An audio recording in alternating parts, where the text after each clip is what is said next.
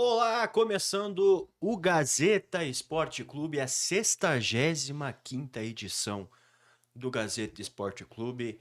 Agradecer sempre a audiência de quem nos acompanhou e quem vai nos acompanhar hoje, na segunda que vem, aí com o Luciano, com o Bruno, sempre aqui no Gcast, o podcast da Gazeta do Paraná. Hoje estou aqui junto com o Bruno.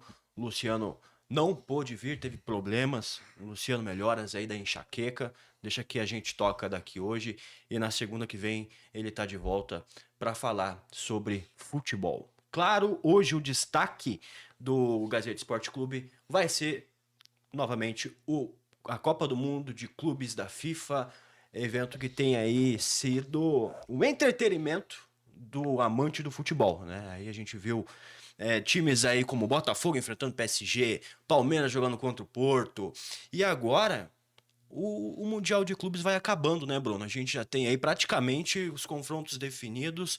Hoje tem os jogos do grupo G e H, jogos do grupo do City, do Juventus.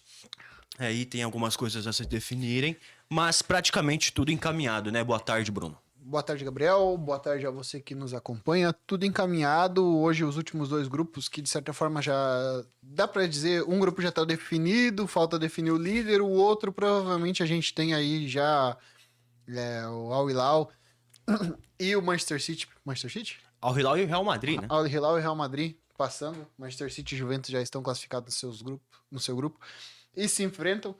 Ontem a gente teve a definição dos grupos do Fluminense e do River Plate. O River Plate caiu fora, o Fluminense classificou na segunda colocação. Passou um pouco de aperto, né? Sim. Porque se perdesse por Mamelodi, tava fora. Jogou pelo resultado do 0x0. Jogou pelo né? resultado 0x0 e ficou no 0x0.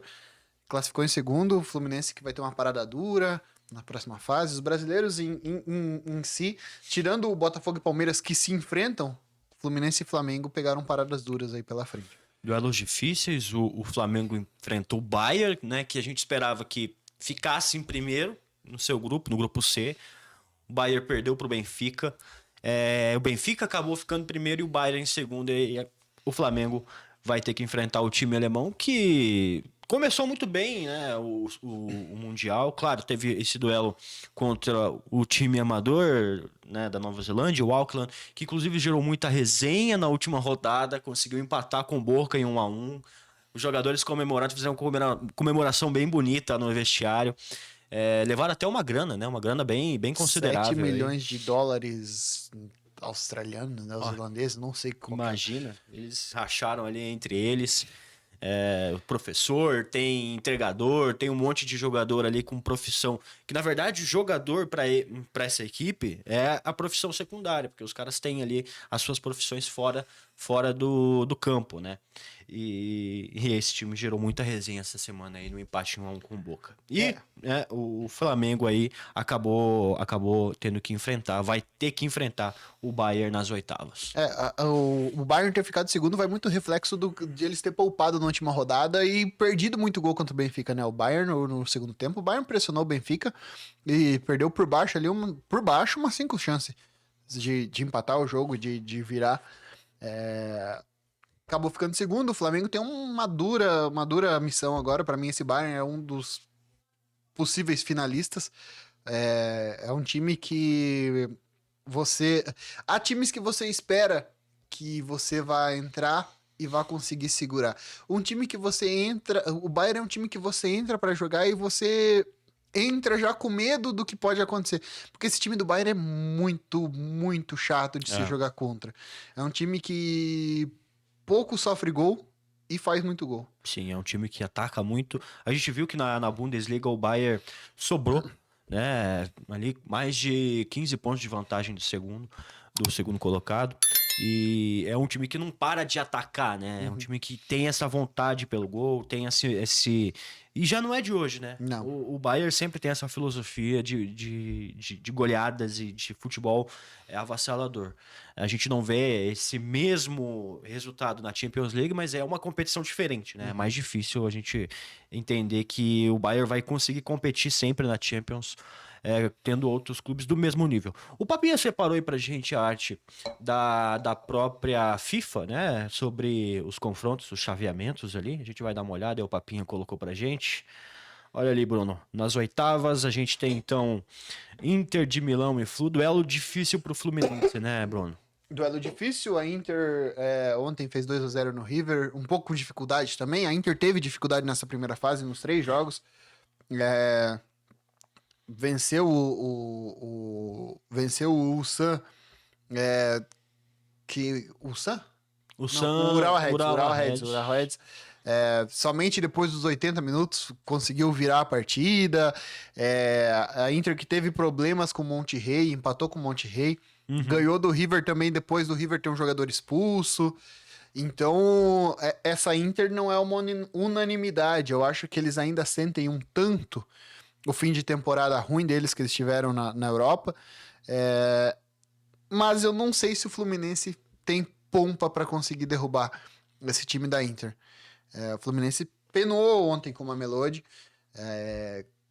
Apesar de ter conseguido segurar o empate com o Dortmund, para mim não chega tão bem para esse confronto com o Inter de Milão.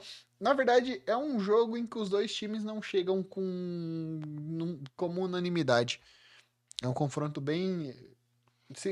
em situações normais seria um confronto aberto, mas eu acho que pela qualidade da Inter, eu acho que a Inter tem um favoritismo. De repente o Fluminense consegue até surpreender daquela maneira que surpreendeu um jogo contra o Borussia, mas a questão os dois times, né, são bem diferentes, tanto o Borussia quanto a Inter, né? O Borussia é um time que aceita mais, né, o adversário ficar com a bola.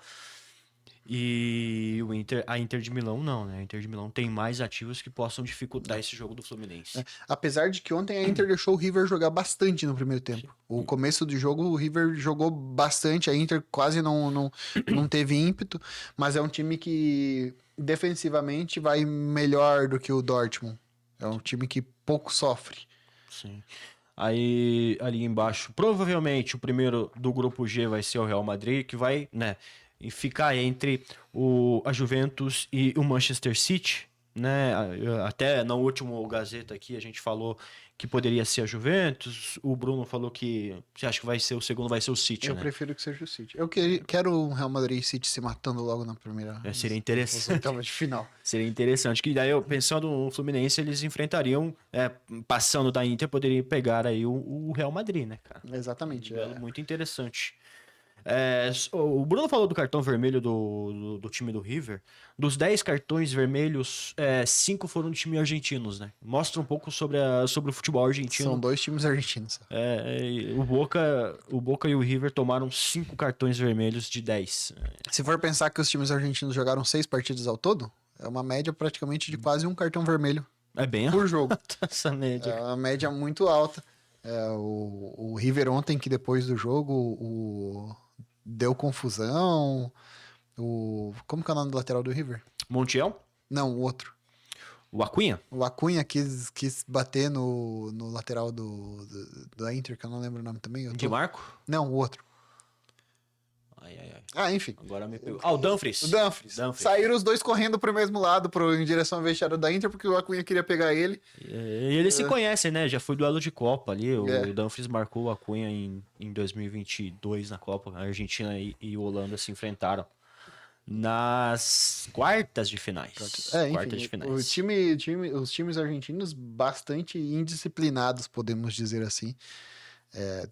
Jogo ontem também de muito cartão amarelo. O River, tanto que se desse 1-1 o jogo entre River e Inter, a decisão da vaga seria no disciplinar. O River tinha menos 15 disciplinar, enquanto o Monterrey tinha menos 5, se eu não me engano, que é a questão de cartão. Então o River seria eliminado, só classificaria com empate caso desse 2-2. Então é um time muito indisciplinado. E, enfim. Luciano mandou pra gente aqui. Luciano está de olho aqui assistindo a gente. Luciano Neves. Grande abraço pro Luciano, que tá aí com uma enxaquequinha, não pôde vir hoje. Aí a gente tem pra baixo ali, a gente tem um Palmeiras e Botafogo, Que pra mim é o jogo dessa fase, cara. É o jogo dessas oitavas de final, independente. É que a gente pode ter o Manchester City e Real Madrid, né? Seria um duelo mais Seria um interessante. duelo mais interessante. Mas esse Palmeiras e Botafogo é muito interessante, cara, porque confronta, eu acho que duas das grandes forças do futebol brasileiro hoje. Exato. O Palmeiras chega não tão bem, porque apesar de ter buscado esse empate com o Inter Miami na última rodada, empatou com o Porto extremamente fragilizado, conseguiu vencer apenas o Al Hilal, fez um jogo ruim contra o Inter Miami, classificou ali depois que o Abel resolveu colocar o Paulinho e o Maurício em campo. Depois que o Abel resolveu colocar um time Colocar ideal, o time né? ideal. E o Palmeiras, eu creio que hoje o Botafogo tem Um leve um favoritismo. leve favoritismo nesse jogo. O Botafogo, apesar de ter perdido para o Atlético Madrid na última rodada, fez um jogo bem. Tava seguindo a cartilha do jogo que fez contra o PSG. Foi um erro Erro de marcação. de marcação que aconteceu pela primeira vez no jogo, digamos. O Botafogo jogou com o regulamento embaixo do braço, precisava perder de 3 para ser eliminado, fez o resultado que precisava. E aí coloca um confronto que a gente já teve esse confronto na Libertadores do ano passado, né? O Botafogo eliminou o Palmeiras nos pênaltis. Não, esse foi na Libertadores contra o São Paulo, né? Mas o Botafogo tem um retrospecto bom contra o Palmeiras recente. O Botafogo foi anulado o gol do Gustavo Gomes, se eu não me engano, no finalzinho que o Botafogo tinha aberto Isso, foi 2-0. Foi na Libertadores. Foi na Libertadores. Eu acho que contra o São Paulo foi nas semis e contra o Palmeiras Foi nas quartas. Exato. E é um duelo interessante mesmo, porque até pensando nas quartas, porque quem passar desses dois times brasileiros que tiveram, né, boas atuações na fase de grupos, tem uma possibilidade muito grande de ir pra semi, porque ó, embaixo, ali na chaveamento, a gente tem o Benfica e o Chelsea, dois times que não apresentam tanto medo para os dois times brasileiros. Os dois europeus são dois times que os brasileiros podem olhar e pensar, olha, a gente pode competir contra esses caras. São dois times que não assustam, né? Eu acho que é a mesma situação lá do outro lado da chave com Dortmund e Monterrey. Mas falando aqui, Chelsea e Benfica, o Benfica eu acho que tá no nível dos times brasileiros. Eu cravo isso. Hoje o Benfica não é melhor que nenhum dos 4 times brasileiros que estão aí. Talvez um pouco acima do Fluminense. Talvez. O Chelsea não. O Chelsea eu acho que é um time que tem mais qualidade, mas é um time que não se encontra. Não se encontra. É um time ainda passa por esse processo de entrosamento de alguns jogadores. Exato. Né? É um time que tem muito jogador que tá voltando agora de empréstimo. É um time que tem muito garoto, muita pesada. O Marisca tá fazendo alguns testes também. O Andrei mesmo, que foi titular na seleção brasileira, é reserva do Chelsea. Sim.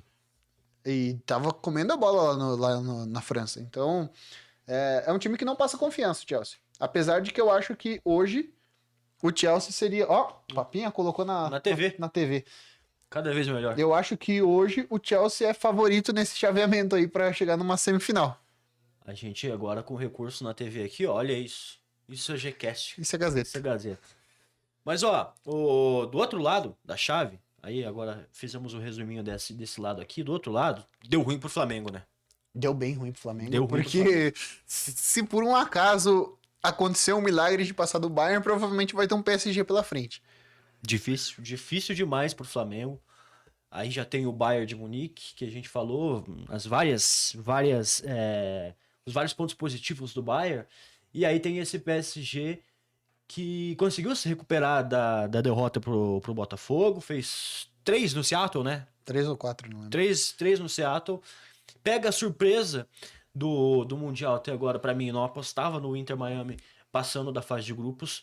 Reencontro do Messi contra o seu ex-clube, né? No caso o PSG. E um duelo assim que o PSG deve passar com certa facilidade. E aí o Flamengo vai ter esse duelo dificílimo contra o Bayern. A questão é se o Flamengo vai conseguir competir com o Bayern, bro. O PSG deve passar com facilidade porque a defesa do Inter Miami é uma peneira. Não existe, né? Não existe. Do meio pra frente, o Inter Miami é um time muito interessante. Apesar do Suárez estar com o joelho do tamanho de uma bola de handball, o Messi não ser a mesma coisa que era, mas ele ainda facilita muito o jogo. O Inter Miami do meio pra frente é um time interessante, mas a defesa é complicada. Eu acho que o PSG passa com muita facilidade. E Flamengo e Bayern é um jogo que a gente pode até tentar imaginar um cenário em que o Flamengo vença o Bayern de Munique, mas é muito difícil, cara.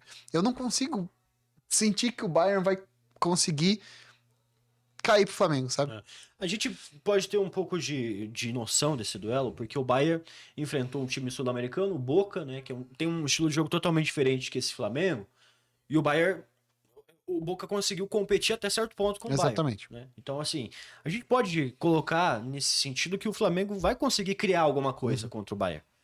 A questão vai ser o quanto a defesa do Flamengo vai conseguir segurar esse ímpeto do Bayern e como que o ataque do Flamengo vai conseguir criar essa jogada, sendo que a defesa do Bayern ela é sólida. Ela é um time que toma poucos gols.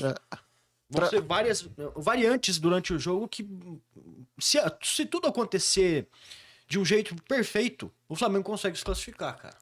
Tem que ser de um jeito perfeito. Traçar um paralelo com o jogo do Boca é muito difícil, porque o Boca é um time que é feito pra defender, né?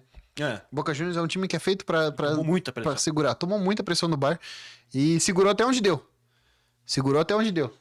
Mas eu não vejo o Flamengo com esse empenho defensivo tão grande que o Bayern teve. O Flamengo tem... Provavelmente o Felipe Luiz deve jogar com um time mais... Que se defenda melhor, vai colocar o Danilo... Três zagueiros, com o Danilo fazendo o jabá de lateral ali. Eu acho que na esquerda ele deve jogar com o Alexandro também, porque o Alexandro defensivamente é melhor que o Ayrton Lucas. Eu acho que ele vai jogar com 3 volantes também. Vai soltar o Arrascaeta e vai jogar num 4-4-2, talvez. 3-6-1? Por aí, algo assim, porque, cara, vai precisar. Eu acho que primeira coisa que o Flamengo tem que se preocupar é não tomar gol. Primeira coisa, pra depois pensar em fazer. Talvez achar um gol no contra-ataque seria uma. Igual o Botafogo fez com o PSG. Exato. Embaixo ali, Bruno, a gente vai ser definido ainda hoje, né? O duelo ali dos grupos G e H pode ser Juventus e Al Hilal, como também pode ser Manchester City e Al Hilal, tendo em vista que o Real deve ficar do outro lado da chave, e aí o Real deve ficar em primeiro no seu grupo. Então seria Juventus ou Al Hilal. Lembrando que o Al Hilal pode ser eliminado ainda. Por? Não, sim, exato. Eles não. Quem que é o terceiro clube? É o Pachuca? O Pachuca já tá Pachuca, fora. O Al Ain, né? Não. O Al Ain é do grupo do Real Madrid. Não. Salzburg. Salzburg. Tá certo. Isso. Lembrando que tem essa possibilidade, só que o Salzburg joga com o Real Madrid. Então, a tendência é que o Al Hilal consiga garantir essa vaga, né? E aí a gente poderia ter, então, um duelo ali entre Juventus e Borussia ou Manchester City e Borussia. Ô, Bruno, uma pergunta que a gente pode analisar. De que lado que sai o time campeão aí pra você? Eu diria que desse aqui, né? Eu acho que do lado direito aqui, eu acho que o título fica entre PSG e Bayern, cara. Eu acho que quem passar das quartas de final entre PSG e Bayern bate campeão. Eu acho que o Real Madrid também tem um certo favoritismo, cara. Eu acho que o Real Madrid tá levando a sério a competição e também coloco eles nesse bojo de favoritos. Eu acho que hoje os 3 favoritos aí são PSG, Bayern e Real Madrid. E não foge muito disso, cara. O City, apesar de ter um grande time, eu acho que ainda não entra. O Guardiola tá testando muita coisa, né, cara? Sim. Tá jogando com jogadores diferentes, jogadores que chegaram agora. A gente vê o Echeverri aí tendo bastante chance, ele que começou a ter mais chance agora no final da temporada. Foi ventilado que ele poderia ser emprestado pelo Manchester City. Poderia ir pro Lyon, né? Poderia ir pro Lyon. Eu não acho que o City tenha força para ser um dos favoritos. O top 3 para mim hoje de favoritismo é PSG, Bayern e Real Madrid. PSG e Bayern provavelmente devem se matar nas quartas de final. E aí o Real Madrid... a gente pode ter um Real Madrid ali no lado de cá, né? É difícil, mas pode acontecer. De repente enfrentando um Fluminense. Né? Aí a gente Fechou, passa a régua no Mundial de Clubes. Amanhã não tem jogo, né? Amanhã não Já tem jogo, começamos o infelizmente. Clima de despedida. Hoje são dois. Ó, o Luciano falou que a Juventus está, para ele, está entre as favoritas, cara. É um time que tá jogando muito bem, né, cara? É um time de jogadores que não são tão falados aí no mundo do futebol hoje em dia. Não, a gente tem bons jogadores jovens. É um time que tá se desenvolvendo e que apresentou um futebol bem atrativo até agora. O que deu pra ver da Juventus foi bem atrativo. Hoje eles têm um jogo muito difícil. Um jogo contra o Manchester City que é difícil. E eu acho que vai ser o momento de se provar. Se provar pro que tá acontecendo aí no campeonato e se colocar como uma das favoritas. Pra mim, hoje não tá entre as principais, mas eu acho que é um time que corre por fora. Corre por fora. Tem o bom Kenan Yıldız, né? Que é o turco que tem jogado muita bola. Essa geração nova da seleção turca aí tem tudo para colher bons frutos aí e estar na próxima Copa. E a gente vê um dos jogadores dessa seleção turca, o Kenan Yıldız, aí desfilando um bom futebol na Juventus. A seleção turca que ainda tem o Arda Güler no Real Madrid. É só dando um adendo. E Arda Güler também que está jogando a Copa do Mundo de Mundial de Clubes. A gente falou sobre o confronto do Botafogo e Palmeiras. O Luciano mandou aqui pra mim. Botafogo e Palmeiras foi nas oitavas da Libertadores de 2024. Nas quartas, o Botafogo tirou São Paulo. E nas semifinais, o Peñarol. Botafogo 2x1 na ida, 2x2 na volta. Exato. Teve o gol anulado do Gustavo Gomes no finalzinho do jogo. Muito bem anulado, inclusive. Muito bem anulado. Colocaria o jogo nos pênaltis. Enfim, Mundial chegando na sua reta final. A gente tem agora um certo mata-mata para definir aí o que vai ser feito. Mas eu acho que a gente só traz coisas boas desse Mundial. Somente, cara. Somente coisas boas. Eu acho que é uma aposta que a FIFA fez e que o Gianni Infantino bancou muito, porque os times europeus não queriam e que deu muito certo. E que eu acho que talvez depois dessa edição os times europeus comecem a levar o Mundial com um pouco mais de seriedade, um pouco mais de respeito pelo que é o campeonato. De repente, caberia a FIFA achar uma maneira mais interessante de atrair esses times europeus, mas dando uma barganha para eles no sentido do calendário, para que eles não peguem essa competição no final da temporada. Que eu acho que foi isso. O principal ponto de interrogação dos times europeus foi competir no final do calendário, onde eles já estão cansados, etc. E aí seria interessante se a FIFA conseguisse aí achar uma brecha aí no calendário para conseguir adaptar para os times também da Europa. Eu acho que une tanto o cansaço como o estresse de fim de temporada, né? Fim de temporada é uma época muito estressante. A gente vê, por exemplo, a Inter de Milão chegar aí no campeonato depois de tomar 4, 5 na cabeça do PSG. Não é legal. Não é. A gente vê o Real Madrid que chega aí no campeonato também depois de não competir com o Barcelona em nada. O Barcelona que nem tá no Mundial. Perdeu tudo, né? Perdeu tudo. O Chelsea foi mal no campeonato inglês. O Manchester City, eu acho que depois de muito tempo não brigou por um campeonato inglês também. O próprio Porto, né? O próprio Porto. O Porto foi terceiro colocado no campeonato português, muito atrás de Benfica e Sporting. A Juventus faz tempo que não faz um campeonato italiano bom, faz tempo que não ganha nada. Então, chega é uma competição numa época que os times estão cansados e também com esse estresse de pós-temporada. Há times que chegam ali com jogadores que não vão mais ficar, há times que chegam com jogadores que ainda não jogaram junto, então combina tudo para que os times europeus tenham certa dificuldade, apesar de que isso daí não é justificativa, né? Passamos a régua no assunto Mundial de Clubes, Bruno? Fechamos porque a gente vai continuar nos campos, depois a gente vai para as quadras também falar de Cascavel Futsal, mas lembrar que esse final de semana tem volta da Série D, o Cascavel volta a jogar, a gente destacou aqui, e vocês também notaram que rodada de final de semana da Série D não teve, né, no último sábado, não teve jogos. Agora, essa semana a Série D retorna. Já no grupo do Cascavel, amanhã, Dia 27 às 19 tem um jogo entre Inter de Limeira e Cianorte, ele pelo grupo A7, o grupo do Cascavel. O Cianorte aí no G4, a Inter também no G4, a Inter que lidera o grupo do Cascavel tem 18 pontos, o Cianorte vem na terceira colocação, tem 13 pontos. E aí são os times do grupo do Cascavel. O Cascavel que no sábado enfrenta o Monte Azul no Estádio Olímpico. Jogo que será às 3h30 da tarde, aí no dia 28, no sábado. Bruno, o que a gente pode falar desse Cascavel que volta a jogar aí pela Série D, volta a jogar em casa e tem um adversário que parece que tem demonstrado que vai competir nesse segundo turno do grupo, né? O Cascavel chega depois de 2 semanas podemos dizer, descanso, de trabalho aí para brigar por essa classificação. A gente falou que não teve rodada no fim de semana passado.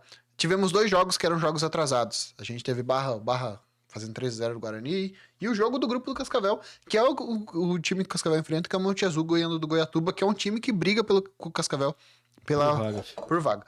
Então, o jogo Cascavel com o Monte Azul é de extrema importância. O Monte Azul, se eu não me engano, deu uma encostada, né? O Monte Azul tá com 10 pontos, tá 3 do Cascavel, né? Então, é um jogo muito importante. Eu acho que se perde pro Monte Azul, abre precedente pros caras começarem a acreditar. São 3 pontos, o Monte Azul ganhando, encosta no Cascavel. Talvez até passe por conta do saldo de gols. Exato. Então, acendeu o sinal de alerta. Vencer coloca o Cascavel numa situação muito boa. Cascavel hoje é 4º colocado, estaria pegando um Joinville na próxima fase. Joinville que também tem 19 pontos lá no grupo H. E principalmente, Gabriel, tentar ficar entre os 2 primeiros para garantir esse mando de campo, né? Garantir esse mando de campo na próxima fase. Primeiro pensar em classificar, claro, mas é bom classificar bem. E esse jogo com o Monte Azul eu acho imprescindível uma vitória para conseguir conquistar uma boa classificação. Lembrando que o Cascavel vem de 13 empates consecutivos. O Cascavel não ganha. O Luciano lembrou aqui para mim no meu WhatsApp, o Tcheco não vai ter o Luiz Araújo, suspenso pelo 3º cartão amarelo. O Robinho treinou com o grupo, mas ainda é dúvida, provavelmente. Aí o Robinho, né, com lesão, talvez não enfrente o Monte Azul. O Bruno falou para ter uma boa colocação, né, Bruno? Porque no grupo 8 a gente tem alguns times difíceis de se enfrentar. O Cascavel ficando em quarto, nessa situação de hoje, enfrentaria o Joinville, que é um time que vem desempenhando bem na Série D, e seria um duelo difícil para o Cascavel. E outra coisa, define a vaga fora de casa, porque tem uma campanha inferior. Então seria interessante mesmo, muito bem lembrado aí por ti, pro Cascavel conseguir ficar o quanto mais acima possível da 4ª colocação para tentar pegar um adversário do mesmo nível e também tentar conseguir decidir em casa o segundo jogo. Grupo 8 que já tem, inclusive, 3 times praticamente garantidos. Exato. Joinville, Barra e São José. O São José, que é o 3º colocado, tem 6 pontos pro 5º colocado, que é o Brasil de Pelotas. Hoje o Brasil de Pelotas está a 4 do Marcílio Dias. Então é um grupo que já está encaminhado. Sim. E os 4 primeiros ali brigam entre eles para ver quem fica em primeiro, quem fica em segundo, terceiro e quarto. Enfim. Lembrando que a Inter de Limeira, se ganhar nessa rodada, vai a 21 pontos e praticamente encaminha a classificação. O corte geralmente é mais de 20, né? Mais de 20, 23, 24, por aí. O ano passado o Brasil o Brasil de Pelotas se classificou com 20 pontos, né? Então... A gente já teve anos de time 21. Se classificando com 16 pontos. Então, é que a Série D é muito volátil, né? A gente vê grupos classificando com pontuação muito, muito alta, outros grupos classificando com pontuação muito baixa. Depende muito... Por exemplo, a gente pega o grupo lá em cima, o grupo lá da região norte. Normalmente é um grupo que os primeiros colocados pontuam muito bem, porque eles sobram muito em relação aos outros times. Sim. E daí você vê ali do 3º ao 8º os times brigando. Então eu acho que o Cascavel tem que primeiro pensar em alcançar esses 23, 24 pontos para se classificar. E depois aí pensar nessa colocação. Fugir dos papões do grupo de baixo. Passamos a régua na Série D, no Futebol Clube Cascavel. Vamos destacar também agora o futsal. Tem um texto do Luciano lá no site no Gazeta do Paraná, no site da Gazeta do Paraná, destacando a sequência negativa do Cascavel aí, né, Bruno? Nos últimos 4 jogos, 3 derrotas em casa, coisa que não é muito fácil de se ver o Cascavel sendo dominado em casa. Começou com a sequência de derrota pro Sport Futuro, aí depois conseguiu vencer o Santo André, não nessa sequência, certo? Conseguiu vencer o Santo André, perdeu pro Moarama e agora perde perde pro Praia. Praia. E ainda a invencibilidade na Liga Nacional. Exatamente, perde a invencibilidade na Liga. Os outros 2 jogos haviam sido pelo Paranaense. Eu e o Luciano estávamos divagando ontem lá no Tarobá. Quanto tempo que o Cascavel não perdia 3 jogos consecutivos? Muito tempo. Quanto tempo que o Cascavel não perdia 3 jogos em casa? Ele lembrou que em 2021 o Cascavel teve uma sequência ruim, mas a gente não conseguiu precisar se foi em casa, enfim. O jogo com Praia quarta-feira? Terça. Terça-feira. O Cascavel começou muito bem, fez 2-0 no primeiro tempo, com certa facilidade, cara. E no segundo tempo, o Cascavel aconteceu algo que vem acontecendo já há alguns jogos. O Cascavel teve problemas para aguentar o ritmo. O Cascavel tem caído muito no segundo tempo. A gente viu isso em o jogo contra o Corinthians, a gente viu o próprio jogo contra o Sport Futuro, o Cascavel jogando pior no segundo tempo. E aí toma um gol de falta num posicionamento ruim. Gustavinho se posicionou mais atrás da barreira do que deveria, parece. E depois toma um gol que tem uma falha absurda da arbitragem. Porque o Baso, ele é empurrado pelo atleta do Praia Clube na cara da árbitra. A árbitra estava do lado do lance, não apitou. Talvez até mais nítido pra ela que tá lá do que pra gente que vê uma imagem. Exatamente. Né? Inacreditável a gente vê... tem que cobrar... O povo falando, tem que ter vídeo suporte no futsal. Mas se a pessoa tá ali na frente, o negócio acontece na cara dela. Não tinha nenhum jogador tampando a frente dela, porque tava só os 2 ali. E ela não marca... Aí é complicado.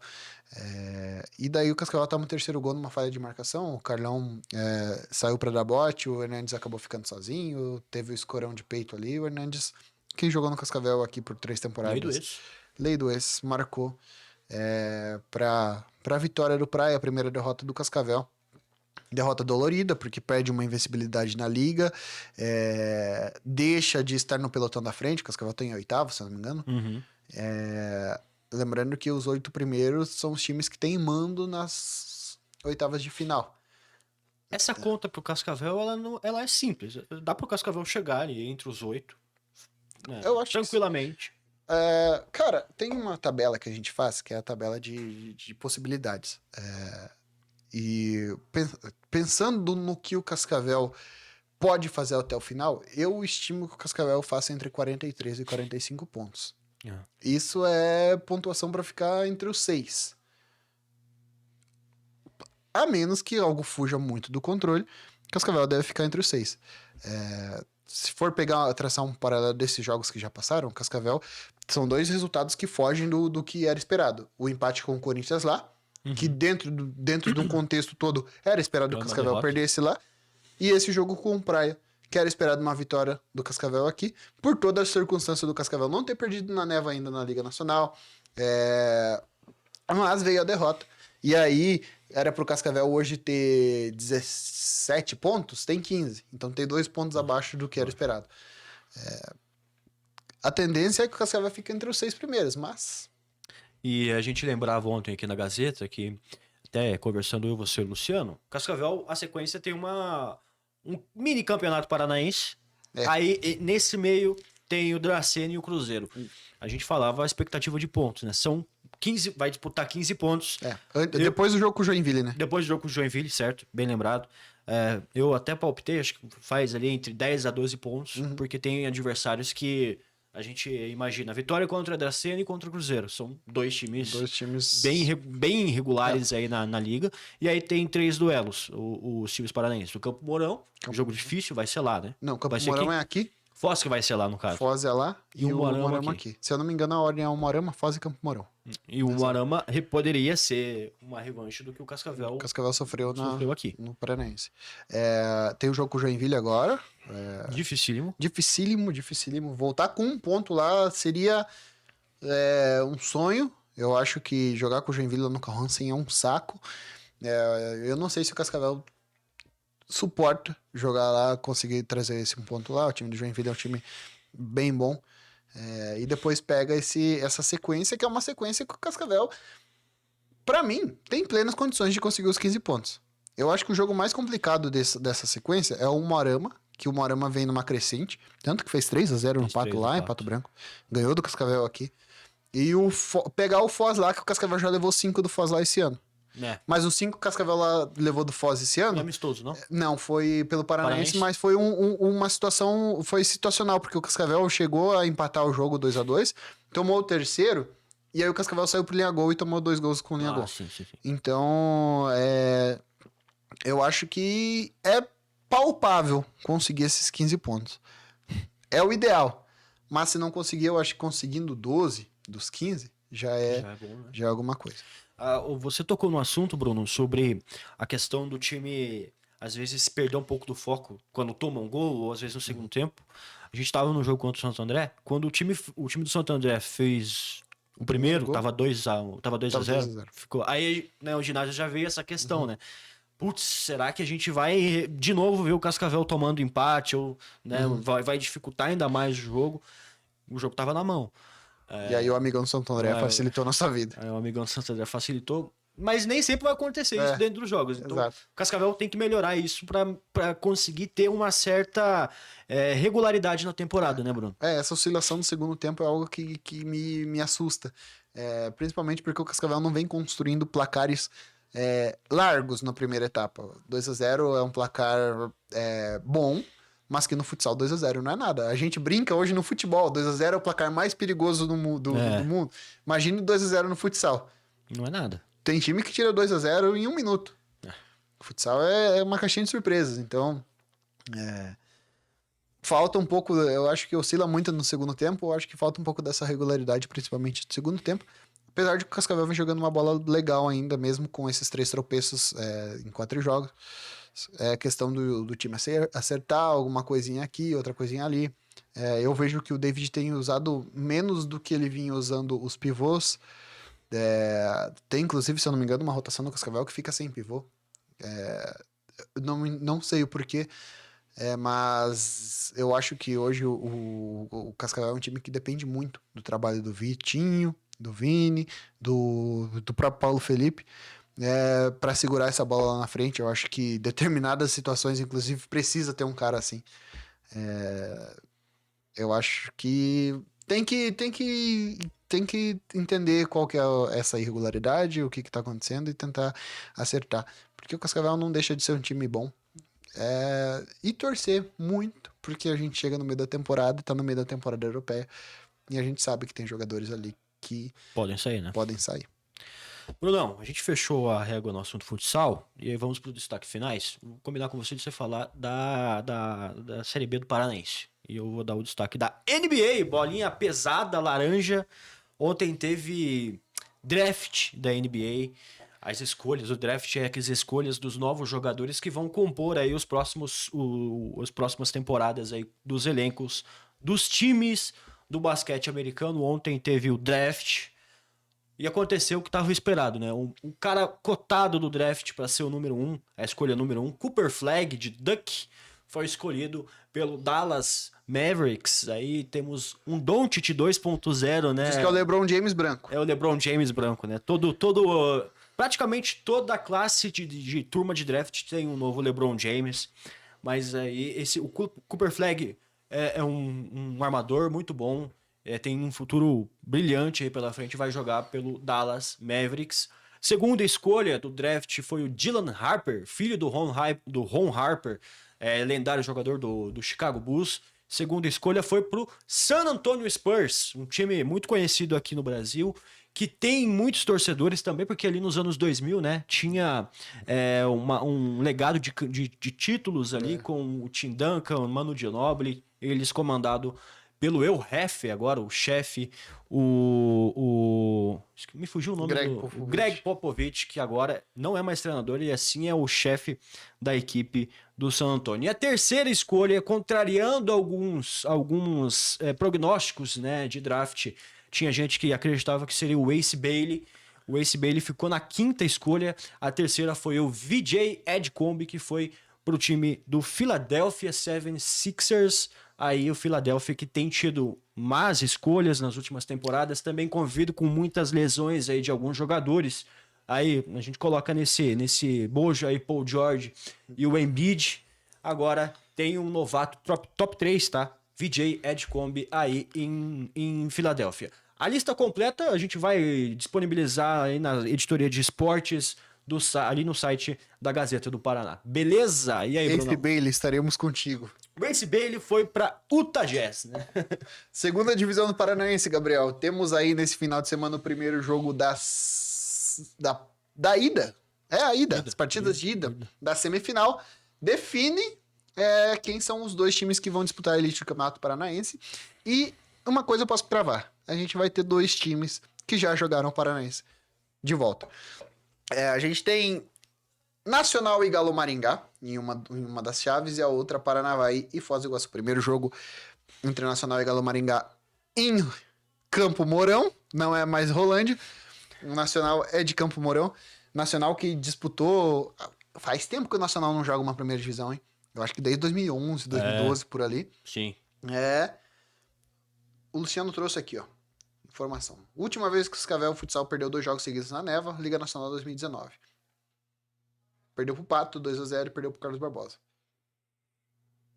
Entre esses 2 jogos, Cascavel fez 2 jogos que venceu 2 vizinhos, Paranaense e Atlântico pela Liga. Nesse jogo contra o Atlântico, 4-2, primeiro gol do Carlão. E a última vitória do time sobre o Atlântico. Inclusive, o Cascavel ganhar do Atlântico é algo mítico que deve ser... História. É história, porque a gente tem um problema com eles. Pra passar a régua na segunda divisão do Campeonato Paranaense, a gente tem Paranavaí e Foz do Iguaçu. Primeiro jogo lá em Paranavaí, o Vermelhinho tenta voltar à primeira divisão do Campeonato Paranaense depois de bastante tempo também. 2014, se eu não me engano. 2014 é a última participação. Paranavaí, que depois de 2014 oscilou, chegou na terceira divisão, chegou no fundo do poço, foi comprado pelo Gustavo Lima e agora tá na beirada aí, sofreu pra chegar aí nessa semifinal. Eu gostaria de ver o Paranavaí de volta. Eu acho que eu vou estar na torcida com eles, cara. Sofreu pra chegar, enfrenta o Foz, que o Foz da metade da segunda divisão pra frente engrenou. Vem com uma invencibilidade muito grande aí. E eu coloco hoje o Foz e Galo Maringá como favoritos a esse acesso. O Galo eu acho que vai, eu acho que o Nacional não tem força pra aguentar o Galo.